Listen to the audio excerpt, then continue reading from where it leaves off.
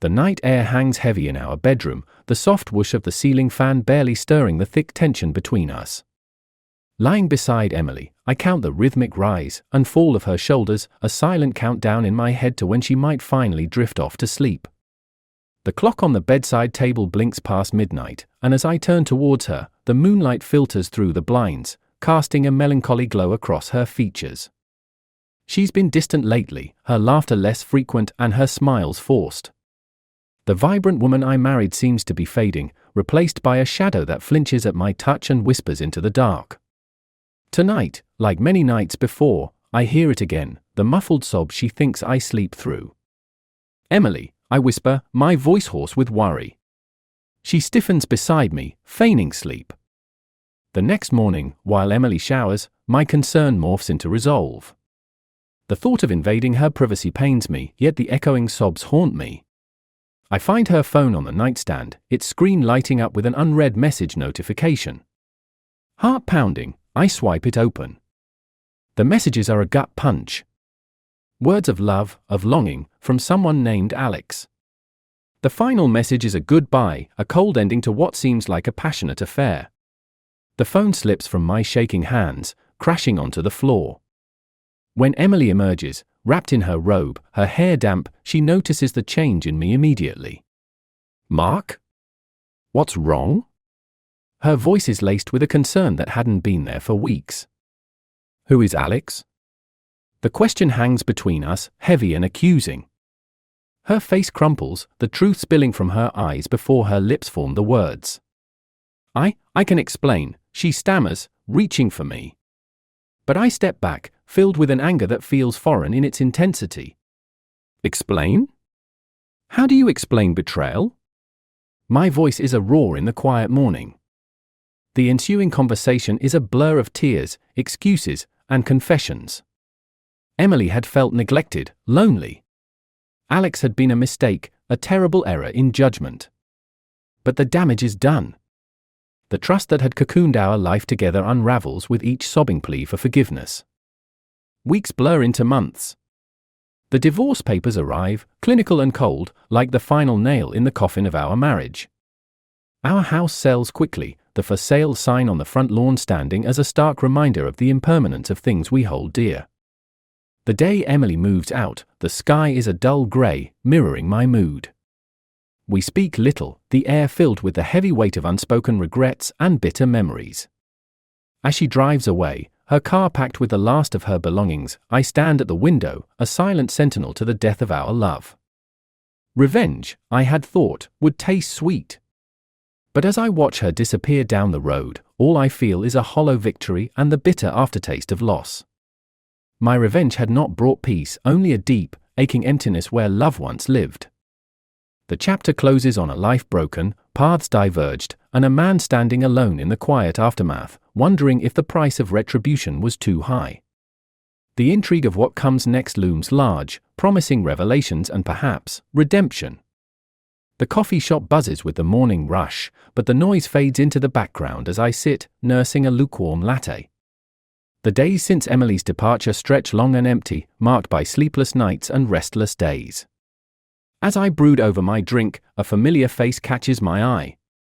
It's Sarah, Emily's closest friend and, once, a friend to our marriage. She hesitates at the door, spotting me before I can look away. With a resigned sigh, she approaches, her expression a mix of concern and curiosity. "Mark," she begins, settling into the chair across from me. "I heard about everything. How are you holding up?" "Not well," I admit, the words raw and honest. The truth feels foreign on my tongue, but Sarah's earnest gaze compels it from me. "I can imagine," she replies softly. Her fingers drum nervously on the tabletop. "Emily's devastated, you know. She's staying with me for now." The mention of Emily's name tightened something in my chest. "She made her choices," I say sharply, the bitterness seeping through. Sarah flinches, then meets my gaze squarely. "She did. And she regrets them. But Mark, there's more to what happened. Things she couldn't tell you then." The intrigue in her words hooks me despite my resentment. "What do you mean?" I ask, skepticism lacing my voice. Before Sarah can reply, her phone buzzes insistently. She glances at it, her expression changing. It's Emily. She's in trouble. The sudden shift catches me off guard. What kind of trouble? Concern, unbidden and unwelcome, rises within me. It's Alex. He didn't take the breakup well. He's been harassing her, showing up at my place. It's getting scary, Mark. The news strikes a chord in me, a protective surge that feels like an echo from a past life. Despite everything, Emily's well-being tugs at me. Let's go, I find myself saying, standing abruptly. Sarah nods, relief and gratitude mingling in her eyes. We drive to Sarah's apartment in tense silence. Arriving, we find Emily at the door, her eyes red-rimmed, a mix of fear and surprise on her face as she sees me. Mark? What are you? Sarah told me about Alex, I interject, my tone softer than I intend. I'm here to help. The apartment feels cramped, the air thick with unspoken words. Emily's shoulders slump as she leads us inside. He's been calling, texting non-stop, she explains, handing her phone to Sarah, who scrolls through a barrage of messages, each more threatening than the last. We need to go to the police, Sarah declares, looking between us. I agree, I say, surprising myself. Emily looks at me, a flicker of the old connection passing between us. The trip to the police station is quick but charged. We give statements, the officers assuring us they'll handle it. As we leave, Emily's hand brushes against mine, a tentative touch that speaks of gratitude and more questions than answers. Back at Sarah's, as I prepare to leave, Emily stops me at the door. Mark, thank you. For today, and I'm sorry, for everything. Her apology hangs in the air, heavy and heartfelt. I know, is all I manage to say, the past and present colliding in the silence that follows. As I drive home, the city lights blur into streaks of color, and I can't help but wonder about the roads not taken, about forgiveness and the threads of our lives that refuse to be neatly cut. The chapter ends with a man at a crossroads, the future uncertain, but a new chapter beckoning on the horizon, promising redemption or further descent. The morning is crisp, the air tinged with the scent of rain that has yet to fall. I'm at my desk, staring blankly at a screen filled with unanswered emails, but my mind is elsewhere. It's been a week since the police station, since Emily's tentative touch sparked a storm of unresolved feelings. My phone buzzes, jolting me from my reverie. It's Sarah. Mark, can you meet? It's urgent, her voice is tight, threaded with anxiety. I'll be there in 20 minutes, I reply, grabbing my keys. The drive is a blur of honking cars and flashing traffic lights. I find Sarah pacing outside a small cafe, her face etched with worry. It's Emily, she says without preamble. She's gone missing. What? How? My heart races, fear mingling with confusion. She didn't come home last night. I thought she was with you, or had gone for a walk and lost track of time.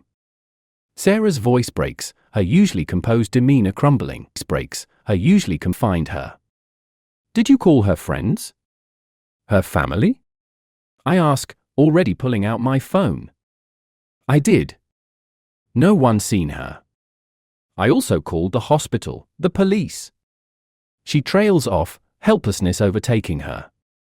We'll find her, Sarah. Let's retrace her steps, I say, trying to inject a confidence I don't feel. We start at the cafe she frequented near her office. The barista, a young guy with sharp eyes, recognizes Emily's photo immediately. Yeah, she was here yesterday afternoon. Seemed a bit on edge. Left with some guy. Some guy? Did you see who? I press, my tone more demanding than intended. Couldn't see his face well, hoodie and shades. But tall, built kinda big, he responds, clearly trying to be helpful. A chill runs down my spine. Alex fits that description perfectly. Without another word, Sarah and I rush out, heading straight to Emily's last known location. The area is quiet, the usual bustle strangely absent today. We split up, combing the streets, asking anyone who might have seen something. Hours pass with no sign of Emily or Alex. Exhausted and frustrated, we regroup. Let's check the cameras, Sarah suggests, pointing to a security camera outside a nearby store. Inside, we convince the store manager to let us view the footage.